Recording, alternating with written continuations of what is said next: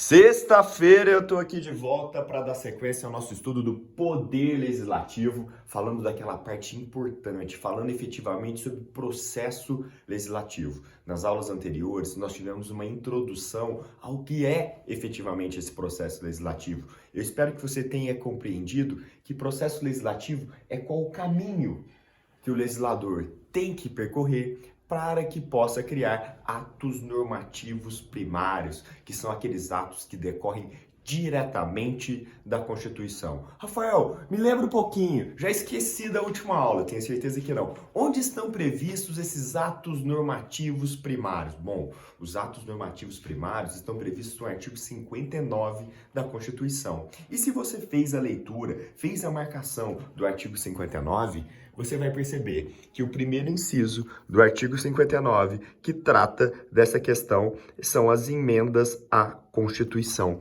Então, o tema da aula de hoje é uma verdadeira devassa sobre o artigo 60 da Constituição Federal. Vamos falar o quê? Tudo sobre emendas à Constituição. Eu sei que você já tem um certo conhecimento sobre esse artigo, mas a ideia é analisar tudo. Então, se você não sabe nada, é a hora de saber tudo. Se você já sabe alguma coisa, aproveite para reforçar esse conhecimento. Então, olha só, quando a gente fala de emenda à Constituição, não dá para esquecer do artigo 60. E o artigo 60 é um pouco longo. Dê uma olhada aqui comigo. Tem 3 incisos, depois vai apresentar os seus parágrafos, o parágrafo primeiro, o segundo, o terceiro e o quarto. E aí, a gente vai sempre chegar no seguinte, e o parágrafo quinto? Dá para ler e ficar decorando. Dá para ler e ficar assim, isso é aquilo. Mas o interessante aqui é fazer um mapa mental do artigo 60. E para isso, eu montei um slide que vai resumir tudo que está previsto no artigo 60. Basta que você lembre o seguinte. Olhe, falar em processo legislativo, que é ato normativo primário, é seguir as determinações do poder constituinte que criou a Constituição. Então, pense comigo, a Constituição vai criar verdadeiros limites para que a própria Constituição possa ser alterada.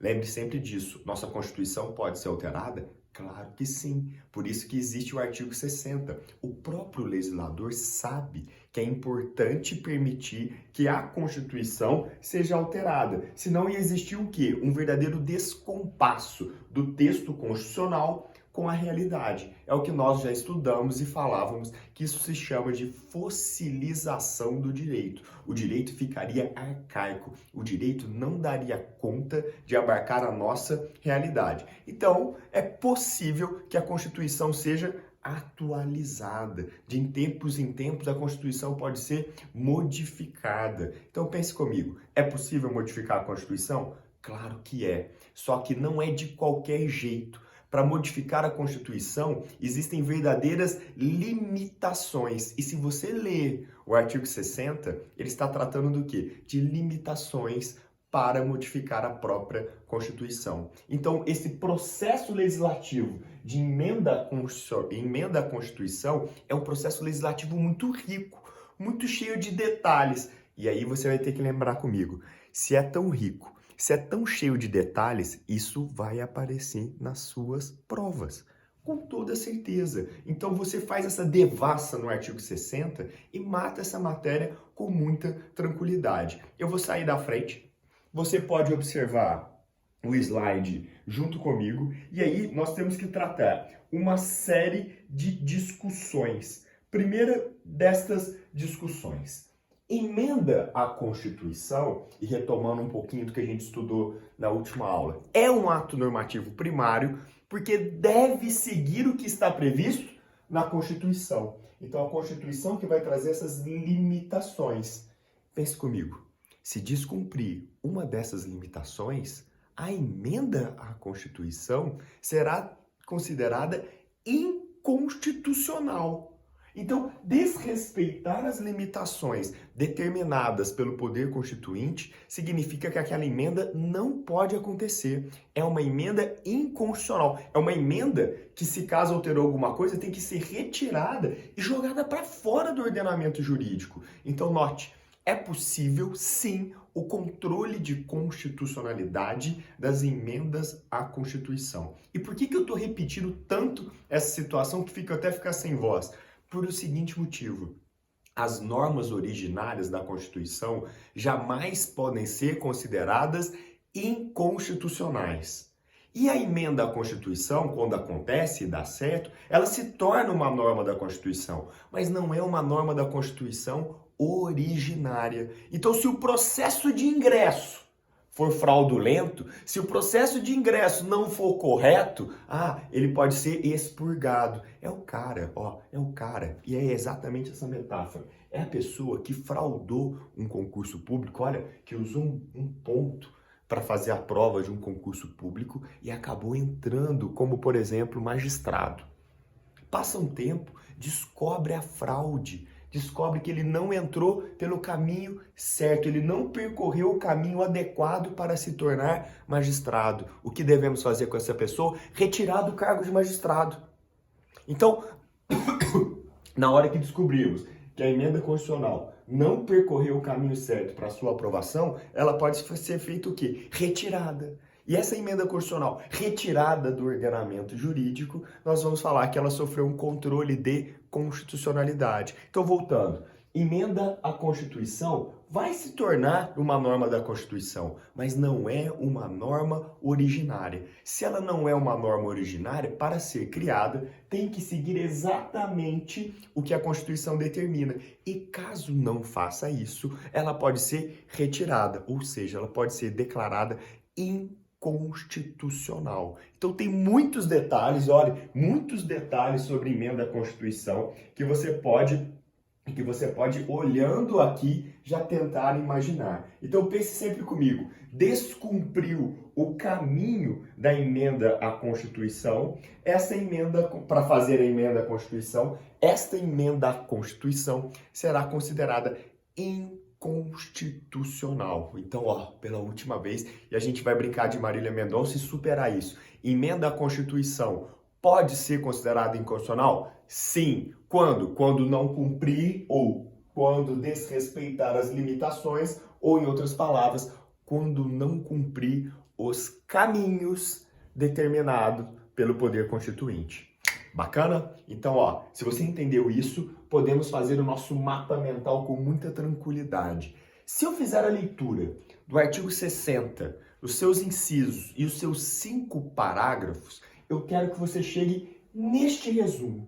Como assim? Eu quero que você lembre que o artigo 60 trata de limitações e essas limitações apresentam-se no aspecto formais, nos aspectos formais, nos aspectos materiais e nos aspectos circunstanciais. Então, note que são limitações de categorias diferentes e cada uma dessas categorias apresenta características próprias. Então, o que a gente precisa fazer? Estudar tudo isso por partes.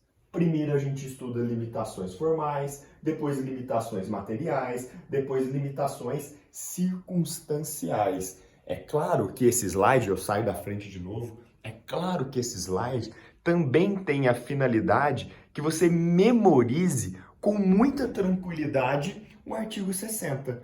Eu vou voltar de vez em quando no artigo só para você entender por que eu fiz este resumo de cada uma das limitações. Mas o primeiro passo, e aí eu volto na minha chatice com vocês, que é ficar repetindo as coisas. Existem limitações formais, limitações materiais e limitações circunstanciais. Vamos começar por onde começa o artigo 60. O artigo 60 começa falando de limitações formais. E a primeira limitação formal que o artigo 60 traz é quem pode dar, e eu estou aqui chutando, não dá para você ver, e nem vou mostrar porque eu estou de meia, eu estou aqui chutando para te mostrar o seguinte: quando você fala de uma limitação formal de iniciativa, é quem pode dar o pontapé inicial. Quem pode iniciar a projeto de emenda à Constituição. É quem pode propor a PEC. Então, olhe no slide. Limitação formal. Quem pode fazer a iniciativa. Em outras palavras, a pergunta que se faz é: quem possui legitimidade para propor uma alteração à Constituição? Quem pode propor a PEC? Quem tem legitimidade para propor a PEC? E note que é muito mais restrito do que quem pode propor a confecção de uma lei ordinária ou de uma lei complementar. Então aqui você está começando a entender que para mudar a Constituição é muito mais difícil do que para mudar a legislação infraconstitucional. Até pelo fato de que quem pode propor são poucas pessoas. E aí fica a pergunta: quem pode propor alteração à Constituição? Acompanhe comigo ali no slide, olha lá. Limitações formais 1. Quem pode propor? Primeira coisa que eu gostaria que você olhasse com muita tranquilidade é a questão de 1/3 da Câmara dos Deputados e 1/3 do Senado Federal. Como assim? Olha, para realizar uma proposta de emenda à Constituição é necessário 1/3 da Câmara dos Deputados e 1/3 do Senado Federal. Note como é difícil fazer uma proposta para alterar a Constituição. Quem pode dar esse pontapé inicial? Estou começando a falar para vocês. 1/3 da Câmara dos Deputados ou 1/3 do Senado Federal. E por que eu estou falando isso muitas e muitas vezes? Porque é ou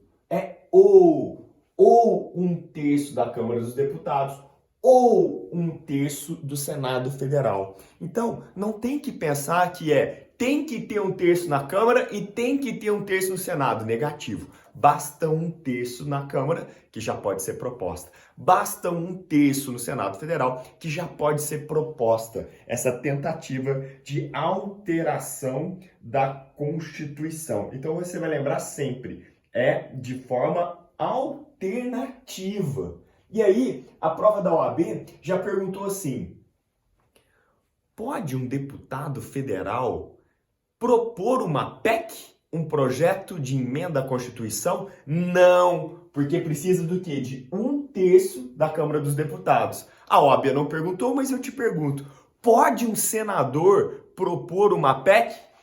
De forma alguma, necessita do quê? De 1/3 do Senado Federal para que seja proposta essa PEC. Então note como é interessante esse estudo, como quantas perguntas podem aparecer, ou melhor, um conjunto de senadores e um conjunto de deputados são exigidos para que seja proposta uma PEC? Não, é ou 1/3 da Câmara, ou 1/3 do Senado Federal. Tá bom, eu já entendi. Então você entendeu o quê? Que é 1/3 da Câmara dos Deputados ou 1/3 do Senado Federal.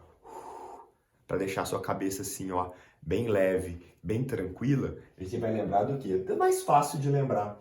Quem pode propor uma alteração na Constituição? O presidente da República. Então você vai anotar no seu caderno que presidente da República é legitimado para realizar uma PEC. Presidente da República tem legitimidade para mexer ou para propor uma alteração na Constituição. Então o que o presidente da República pode fazer? Ele pode fazer uma PEC. Não significa que essa PEC será aprovada, nem nada dessa situação. Porém, eu estou dizendo que o presidente da República possui sim legitimidade para iniciar a PEC, para tentar modificar a Constituição. Rafael, mas volta lá no artigo 60. Volta, sem problema nenhum. Então você vai lembrar comigo o seguinte, que quem pode dar o pontapé inicial numa PEC é 1/3 no mínimo dos membros da Câmara dos Deputados ou do Senado Federal. Já lembrou, ó o ou aqui, ó, cadê? Ou. Esse ou é fundamental para o seu entendimento. Depois, o presidente da República, que é exatamente o PR que eu coloquei no mapa mental daquele slide. E para finalizar essa discussão de iniciativa em relação à PEC, eu tenho aqui a hipótese que mais causa problemas para vocês. vocês esquecem dessa hipótese, que é qual? Olha, para conseguir, e eu vou ler rapidinho e já volto para o meu exemplo, para conseguir que você faça a alteração, ou que você faça a proposta de alteração à Constituição, à PEC, é necessário mais da metade da Assembleia Legislativa das unidades da Federação, manifestando-se cada uma delas pela maioria relativa de seus membros. Parece um texto confuso, mas eu explico para você de uma forma bem tranquila e você vai ter a condição de acertar isso com os pés nas costas. Então vamos lá, recapitulando. Limitação formal de iniciativa. 1/3 da Câmara dos Deputados, 1/3 do Senado Federal, matou. Depois, Presidente da República, perfeito, fechou. Depois sobra o quê? Mais, da metade das assembleias legislativas, e em cada uma delas tem que ser aprovado com maioria relativa. Rafael, eu não entendi nada. Então você vai entender comigo assim. Na hora que fazemos a leitura do artigo 60, o Constituinte disse que temos que trabalhar com unidades da federação. E aí você pode pensar, bom, unidades da federação é União, Estado, município e o Distrito Federal. Só que o Constituinte se referiu a assembleias. Assembleias. Aí você vai pensar o quê? Quem tem Assembleia Legislativa dos entes da União? Os Estados-membros. Então, sobre quem que a Constituição está falando nessa hipótese? Está falando dos Estados-membros da Federação. Então você vai pensar, quantos Estados-membros nós temos? Nós temos 26 Estados-membros. E aí alguém vai levantar a mão e me perguntar, Rafael, mas e como fica a questão do Distrito Federal? Bom, o Distrito Federal é equiparado aqui nesse momento a um Estado-membro, porque lembra que eu te contei que ele é híbrido? Ele tem um pé no município e um pé no Estado, e aqui ele entra nessa conta. Só que você vai lembrar o seguinte, essa equiparação, você tem que tomar alguns cuidados, porque lá não é Assembleia Legislativa, lá é uma Câmara Legislativa, a gente viu essa discussão. E lá também não é um deputado estadual, e sim um deputado distrital. Mas não tem problema algum, ele entra na conta. Então, o que a gente precisa? Mais da metade das Assembleias Legislativas. 26 mais uma, 27. 27 dividido por 2, não sei fazer essa conta tão fácil, mas o maior número inteiro depois dessa situação, o número de 14. Então, olha só, você precisa da aprovação de 14 assembleias legislativas, vale também o voto do Distrito Federal, para que tenha início a uma PEC. Rafael, mas como que eu decido, dentro de cada uma das assembleias legislativas, se aquela assembleia legislativa conta para entrar nesse número de 14 ou não? É fácil. A deliberação que tem que ocorrer dentro dessas assembleias legislativas é uma deliberação que leva em conta a maioria relativa. Por isso que eu coloco aqui, maioria relativa. O que significa essa maioria relativa? Metade mais um dos presentes. Se lá naquela sessão,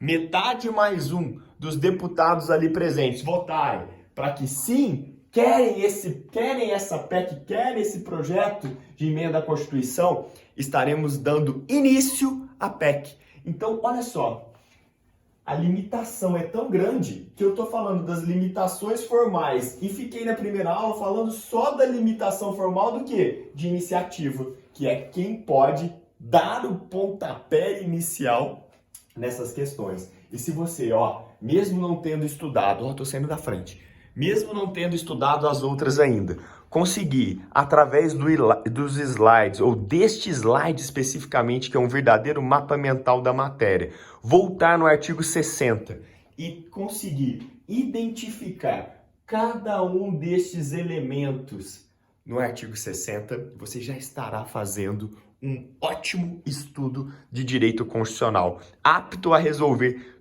todas as questões de concurso referentes a esse tema que é importantíssimo. não só pela importância de possibilidade de mudar o texto de maior hierarquia, mas também você começa a entender o que será o controle de constitucionalidade a ser realizado depois. Então, eu vou parar por aqui para a aula não ficar muito longa e já dou início na próxima aula falando do quê? De limitações formais ligadas a quê? À aprovação. Tudo bem? Então espero por você e a gente volta com tudo para a próxima aula.